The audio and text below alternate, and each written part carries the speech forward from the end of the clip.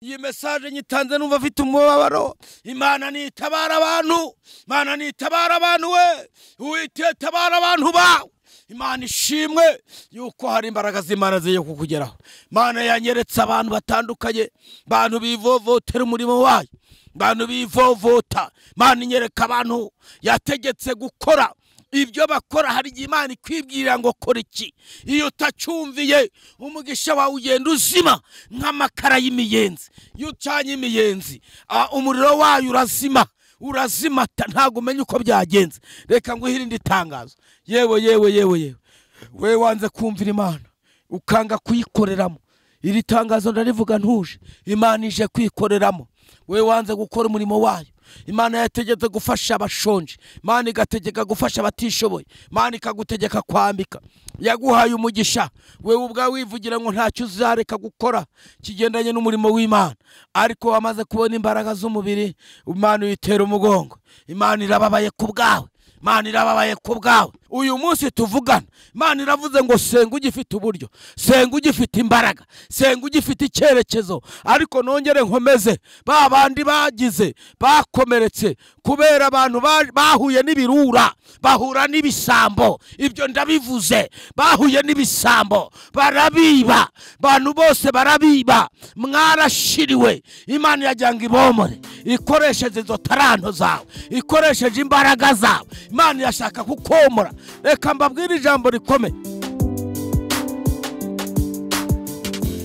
Yes, reka nongere mbasuhuze kandi mbifurize byiza mwese mukomeje kudukurikira umunsi ku munsi, amanywa ndetse na nijoro. Nyemerera nkwifuriza umugisha w'Imana aho uherereye hose, amande zitandukanye zigize iyi si dutuye. Njyewe nitwa Ben, iyi ni Savana TV show. Nyemerera mwikaze nkubitse gukora subscribe kuko utarigeze uyikora, kugira ngo tutone umunsi ku munsi 5 kuri 5 ivuga butumwa turimo rikugeraho mu buryo bworoshye. Ndi kumwe n'umuhanuzi, abantu batandukanye ngira ngo muramuzi, abamumenye mwamenye yuko ari umukozi w'Imana kandi mu by'ukuri Imana ituye muri we. N'ubwa mbere umubonye, nyemerera muhikaze atwibwira amazina kugira ngo tuze kubana twese tuziranye. Muhikaze no kuri Savana TV show mushumba.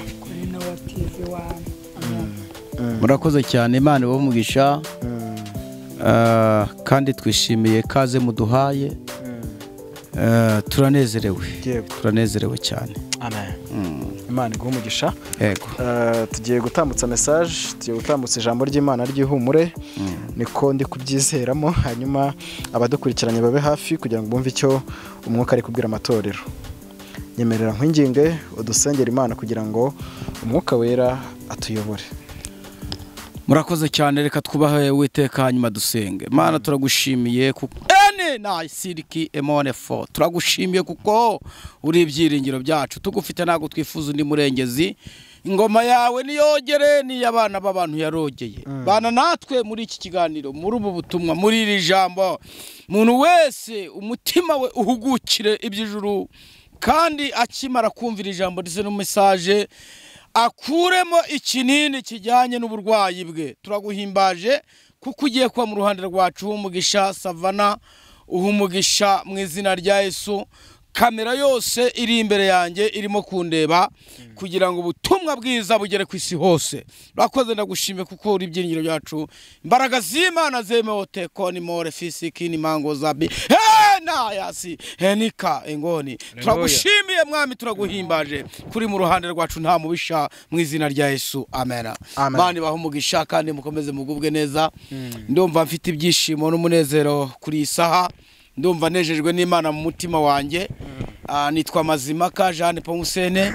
Imana nibaho umugisha. Nagira ngo rero dusome ijambo ry'Imana hanyuma ntambutse message, ntabwo ndi butinde. Kandi buri wese afite uko yahamagawe, ndaza kuvuga ntuje gakeya kugira ngo ubutumwa buri wese ubwumvise niyubahiriza icyo buvuga, niyubahiriza icyo busaba, araza kwinjira muri Kanani ye, araza kwinjira mu mugisha we, araza kwinjira mu mbaraga z'Imana zikomeye, araza kubona ubwiza bw'Imana bumutemberaho. Turasoma ijambo ry'Imana mu buhanuzi bwa Yesaya igice cya 38. Turasoma duhereye ku murongo wa mbere. 38 mu buhanuzi bwa Yesaya duhereye ku murongo wa mbere. Haravuze ngo, titire ijambo ravuze ngo Hezekiya yegera, Hezekiya yongererwa iminsi, yongererwa imyaka yo kubaho. niko titre ijambo ivuze. Bibiliya yavuze ku murongo wa mbere ngo muri iyo minsi Hezekiya ararwara yenda gupfa. Bukeye umuhanuzi Yesaya mwene Amosi aramusanga aramubwira ati Uwiteka aravuze ngo tegeka iby'inzu yawe kuko utazakira ahubwo ugiye gutanga. Kabiri havuze ngo nuko Hezekiya yerekera ivure atakambira Uwiteka ati gatatu ndakwinginze Uwiteka uyu munsi ibintu byose ni ryari uyu munsi ucyumvira ijambo uyu munsi ucyumva ubu butumwa uyu munsi ucyumva ubu buhanuzi uyu munsi ushyire mu bikorwa icyo Imana igusaba uyu munsi Uwiteka uyu munsi wibuke ko najyaga ngendera mu by'ukuri imbere yawe n'umutima utunganye ngakora ibishimwa imbere yawe. Nuko Hezekiya Bibiliya yavuze ngo ararira cyane Imana ishimwe. Kane haravuze ngo maze ijambo ry'Uwiteka rigera kuri Yesaya riti gatanu subirayo ubwire Hezekiya uti ahari Hezekiya uhashyira izina ryawe. Subirayo ubwire Hezekiya uti Uwiteka Imana ya sogokuruza Dawidi iravuze iti numvise gusenga kwawe mbona n'amarira yawe kubaho kwawe nzongeraho indi myaka 15 Imana itugire neza. Ndashimira Imana y'amahoro ko hari abantu bagiye kwinjira mu nyongezo. Ndashimira Imana y'amahoro ko hari abantu Imana yibutse. Ndashimira Imana y'amahoro hari abantu babonaga byararangiye. Ndashimira Imana y'amahoro ndetse n'ibyo abantu bavuga nibyo barazezengeye inzira warayibuze byaragucanze ariko Imana ishimwe kumuhanuza agarutse iwawe aje avuga ngo Uwiteka akongeje imyaka yo kubaho ene atakini ma befos. Imana nihimbazwe cyane kandi Imana ihabwa icubahiro. Ndashaka kubagezaho message ntuje tukaza kuvuga kwiri jambo gatoya duhita dusenga kuko ndumva afite message. Hari ukuntu umuntu yumva ibintu bimugirira umumaro ntabyumve ariko bya bindi bidafite umumaro akabitera ishoti. Ubu butumwa n'ubwawe mama, ubu butumwa n'ubwawe wa mugabo we, ubu butumwa n'ubwawe wa mukobwa we, ubu butumwa n'ubwawe wa musore we, ubu butumwa n'ubwawe wa munyarwanda we, ubutumwa n'ubwawe wa munyarwandakazi we. Iyi message ni yawe we uri mu mahanga, we uri mu bihugu bitandukanye ntiriwe ndondora ariko aho uri ukaba wumvise ubutumwa ubuha agaciro. Imana nayo iraguha agaciro. Message ya mbere nabonye ndi gusenga mu masengesho mazemo iminsi. Message ya mbere nabonye abantu bakomeretswa n'iki n'abahanuzi. Reka mvuge gutyo niko Imana yabimbwiye. Muntu muravugana uzi yuko ari umuntu w'Imana, uzi yuko ari umuntu usenga, uzi yuko ari umuntu w'Imana by'ukuri, yarangiza akakubwira ngo kugira ngo ngusengere uratanga miliyoni, uratanga 500,000, uratanga 100,000. Isengesho ntirigurwa gwenda bajye babitwara mu yindi systeme ariko isengesho ryo n'ubuntu twahawe ku buntu. Birava ngo tuye dutanga ku buntu. Iyo utanze ikiguzi kugira ngo bagusengere igihe cyose uhora wakwa ikiguzi ariko hari ibintu Imana ikora. Reka nkubwire ngo byageze aho ugomba gukorera umugisha warashiriwe kandi warayatanze aho bidakenewe. Reka mbabwire ibintu Imana yantangarije.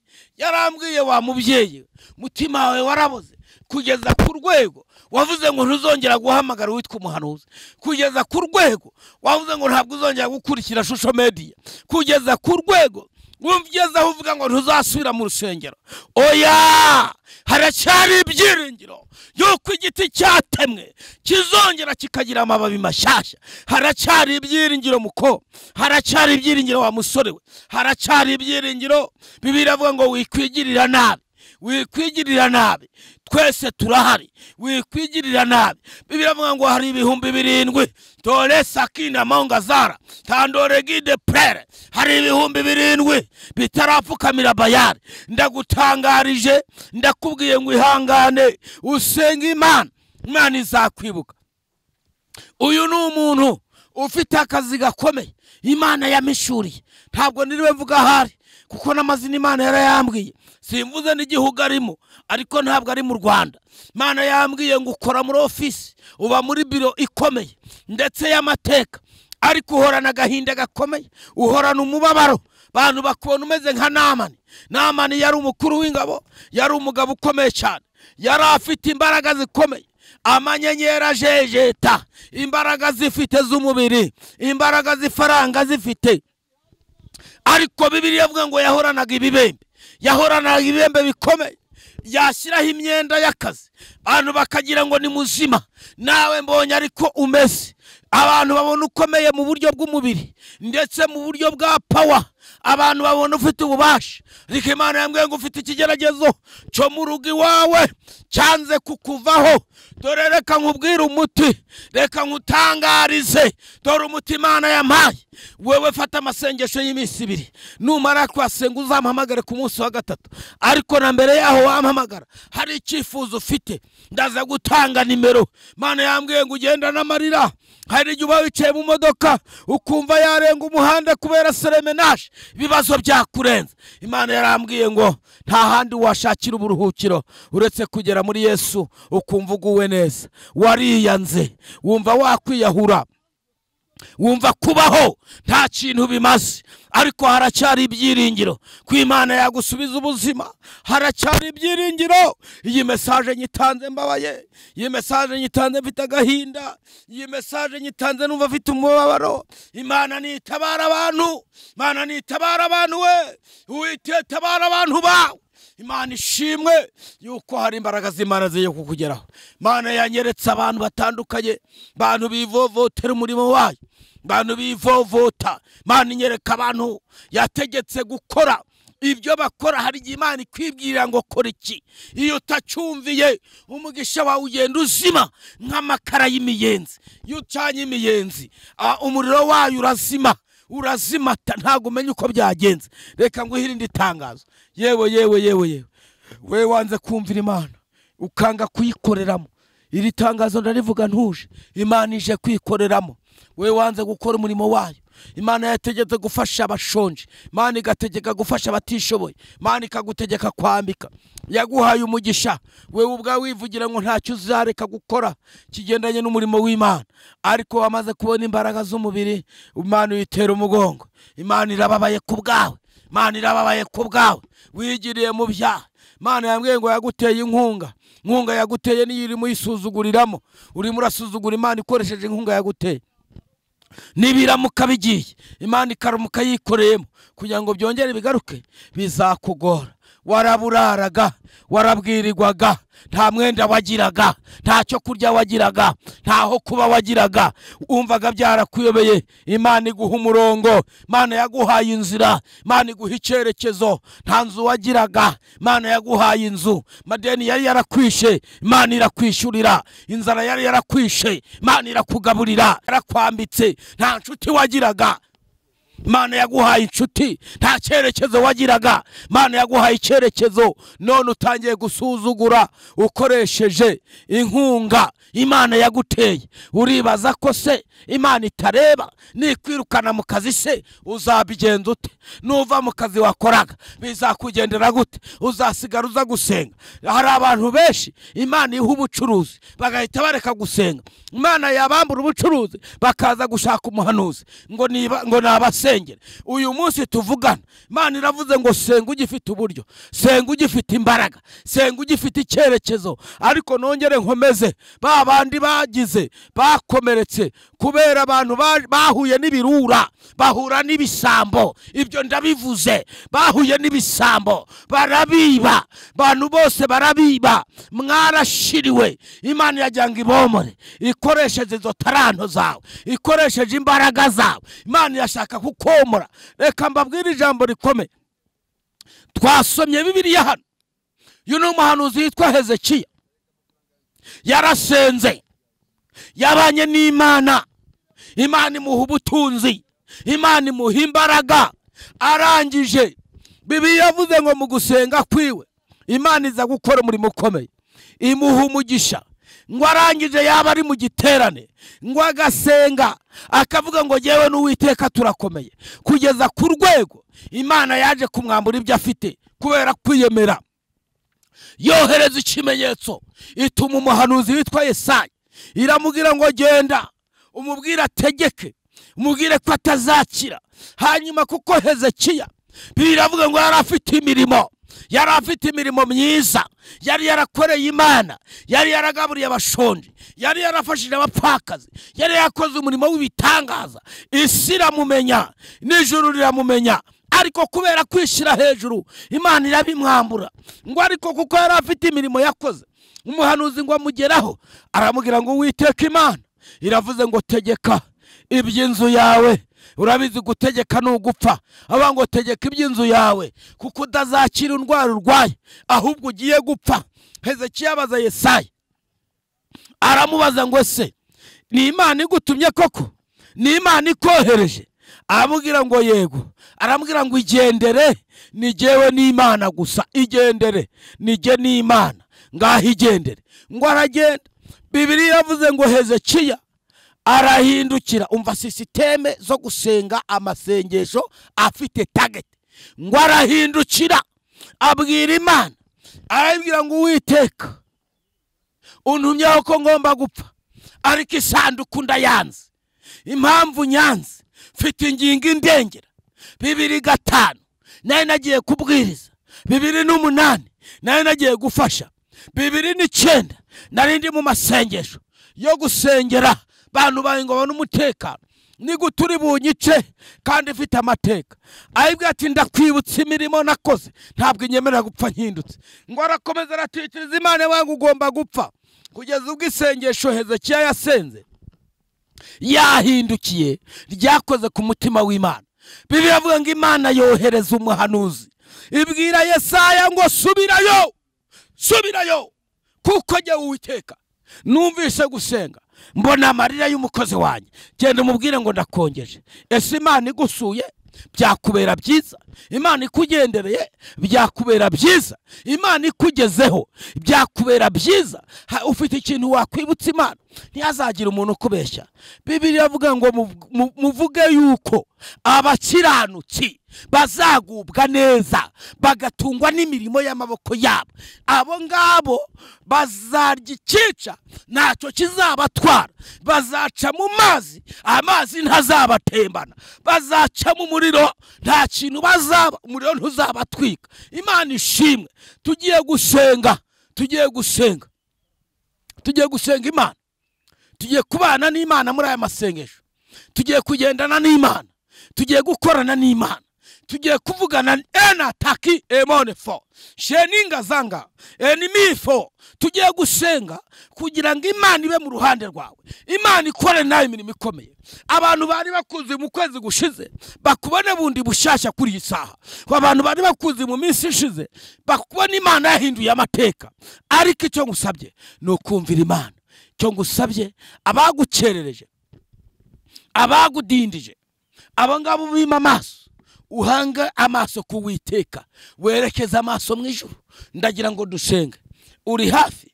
Mbere yuko dusenga, banza wature, wihana ibyaha, wihana ikintu cyose cy'intege nkeya.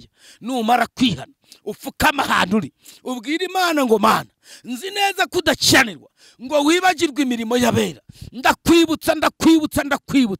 Wibutse Imana, niba ari cyo wumva udasobanukiwe, umpamagare kuri 078 59 83 609. Mpamagarwa n'abantu benshi, nuhamagara kubona sinitabye, uhite wandika message ndi buyibone. Ariko ndashaka kukugiraho umugisha, nawe ukangirira hundi. Abantu bakwisinzengere, abantu barakuvumye, abantu baguteye umugongo, imiryango yarakwanze. Enatakinima tandore gide prere. Ndashimira Imana ko yongeye kuboko kwayo kugiye kuremerera ibintu byose byari byakuremereye. Ndagira ngo dusengane isengesho ryitwa impuruza, kuko Imana ihaza agasuzuguro kabaruhukira mu mahoro.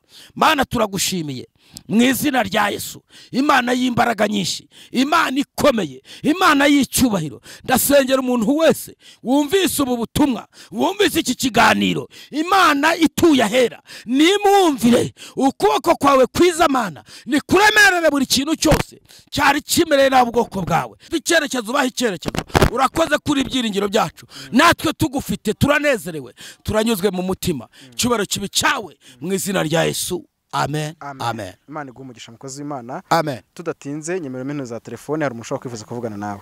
0785 83609 0785 83609. Iyo niyo nomero nkoresha kuri WhatsApp, wanyandikira wahamagara tugasengana. Bibiliya avuga ngo ababiri cyangwa batatu bateranye ibitabo birabumburwa. Amen. Amen. Rero bano banje mu nkore subscribe kugira ngo turushe kubana. Bye bye.